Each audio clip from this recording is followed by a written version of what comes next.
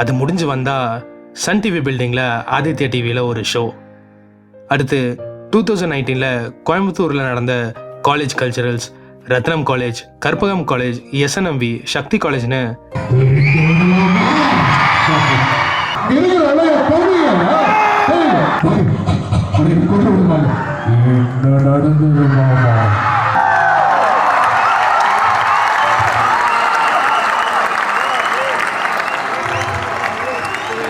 நான் அட்டென்ட் பண்ண எல்லா கல்ச்சரல்ஸ்லையும் ஃபர்ஸ்ட் ப்ரைஸ்.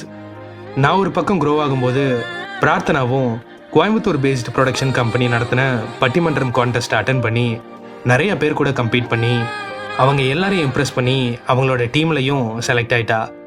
அவளுக்கு அவார்ட் கொடுக்குற ஃபங்க்ஷன் அன்னைக்கு அவளும் அவங்க அத்தையும் வந்திருந்தாங்க. அவளை என்கரேஜ் பண்ணோன்னு நானும் போனேன். ஃபங்க்ஷன் நடந்துட்டு இருக்கும்போது நான் பிரார்த்தனாவையே ரசிச்சுட்டு இருந்தேன். அப்போ ஒரு மெசேஜ் பிரார்த்தனா கிட்ட இருந்து,